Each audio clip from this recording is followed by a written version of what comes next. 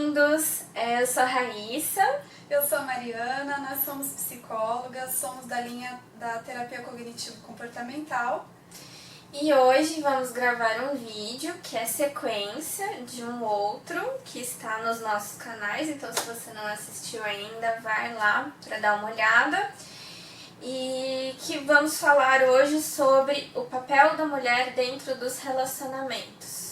Ainda na comemoração, em comemoração ao Dia da Mulher, que foi esse mês, a gente ainda está em março, por isso a gente está trazendo um pouco mais desse tema para a gente poder levantar algumas questões que têm a ver com o posicionamento da mulher, Na semana passada a gente falou um pouco da construção do ser mulher, dessa questão do aprendizado do feminino.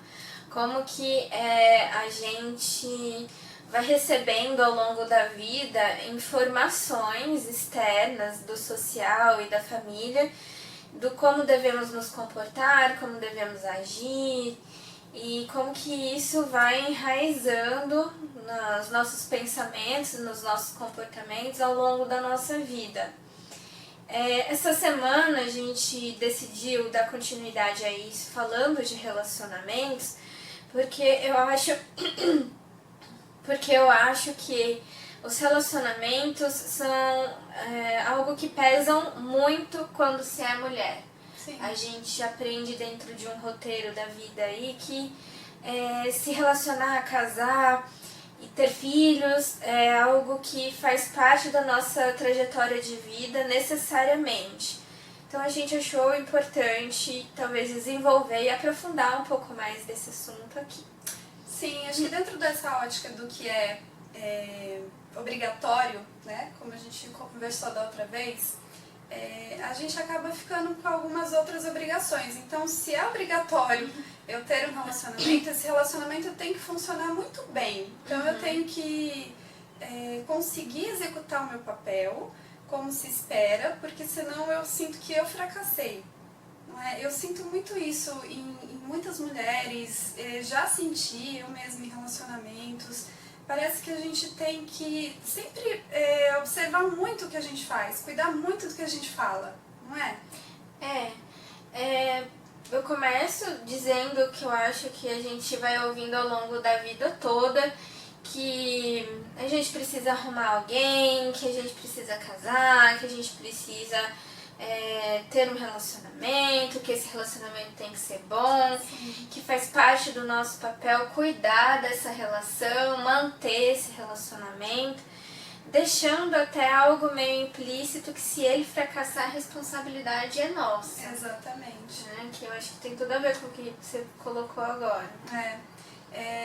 Eu já vi e ouvi até recentemente, no consultório, pacientes assim, que às vezes têm um comportamento um pouco mais arredio, não sei se nem é arredio a palavra, um comportamento um pouco mais forte, assim, ou até um pouquinho mais ríspido, e aí ouve das pessoas: ah, mas desse jeito você não vai casar. E eu acho até engraçado a gente falar desse tipo de assunto hoje em dia, não é?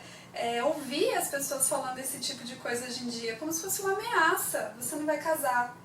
E como se para casar você tivesse que ser uma pessoa muito pacata, muito serena o tempo todo, um ideal que não condiz com a nossa realidade.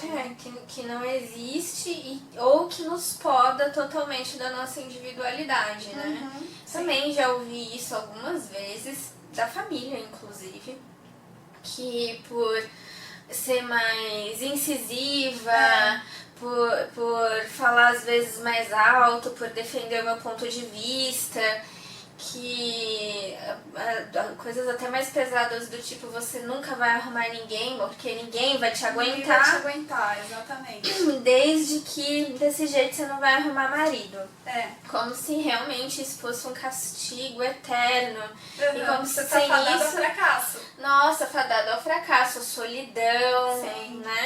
E como se casar fosse sinônimo único e exclusivo de felicidade de alguém. De realização. De realização. Acho que é por isso que a gente às vezes no consultório atende tantas mulheres que se sentem fracassadas emocionalmente ou na vida quando chegam a determinada idade e que não estão casadas e não têm filhos.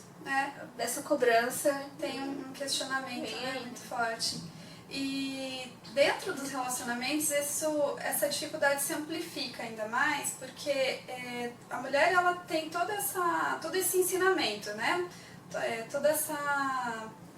Esse trabalho social que é feito para que ela seja muito dócil. E o homem, ele sofre de outro mal, que é aquela cartilha que prega que ele não pode chorar, que ele não pode reclamar. Reclamar não, né? Ele não pode falar dos sentimentos, ele não pode chamar a mulher para uma conversa.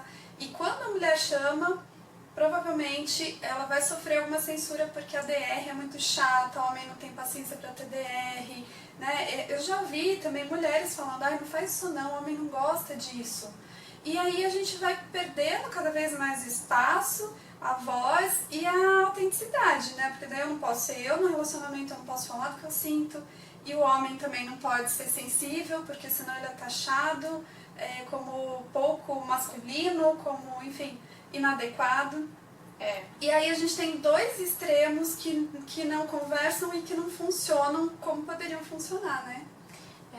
Acho que essa coisa de existir ainda muito esse estereótipo feminino de ser a cuidadora, a sensível, que precisa estar disponível, disposta, a que releva, né? Que deixa as coisas acontecerem, que passa a mão na cabeça, tá muito nervoso, tá muito estressado, trabalhou demais e tudo mais, como sendo algo justificável para não colocar as cartas na mesa dentro do relacionamento. É algo que com certeza vai minando muito a nossa personalidade e fazendo com que a gente fique muito cansada dentro da relação. Sim, e acho que tem um risco muito grande aí, eu vejo muito isso, não sei como é que é a sua percepção, Raíssa, mas muitas mulheres acabam aguentando tanto esse tipo de papel que chega uma hora que elas não querem mais estar no relacionamento. Sim. Então, tem um 8 ou 80, né? Aquela ideia do, eu vou aguentando. Primeiro que se tá aguentando tem alguma coisa errada, não é? A gente escolhe se relacionar com algum propósito, que eu imagino que não deva ser o de aguentar, né? E aí eu vejo muito isso acontecer, da mulher ir aguentando, e aí chega uma hora que ela não aguenta mais. E aí vira uma questão de ou eu fico nesse relacionamento ou eu sou feliz sozinha, ou eu vou me separar, ou eu vou fazer alguma outra coisa da minha vida. Mas isso eu acho que até evidencia a falta do diálogo, a falta dessa quebra de paradigmas dentro do relacionamento a dois, né?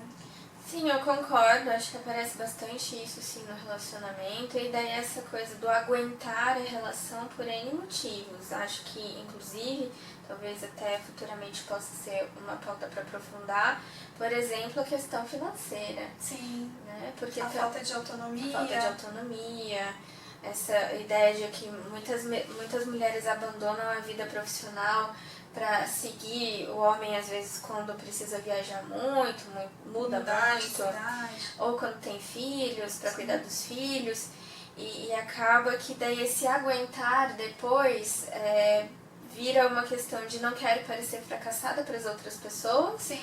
De que fracassei no meu relacionamento, então mantenho essa relação como uma fachada para que ninguém me faça questionamentos, ou porque também não tenho autonomia para poder ir embora. Sim. E é difícil, né? Porque eu acho que daí a gente vai começar a entrar num ciclo de infelicidade muito grande, de sentimento de falta de propósito e por aí vai. E parece que chega um momento em que as pessoas se acostumam com isso, e aí é como se fosse um limbo emocional.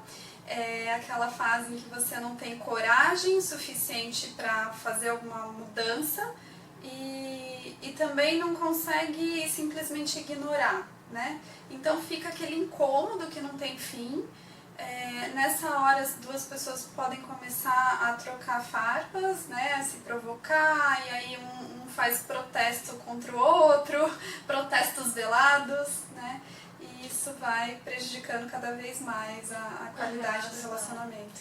Exato. E daí você falou dessa questão do homem, né, do não demonstrar sentimento, do não falar sobre os sentimentos. Que daí eu acho que entra muito, porque também acho que para chegar nesse ponto,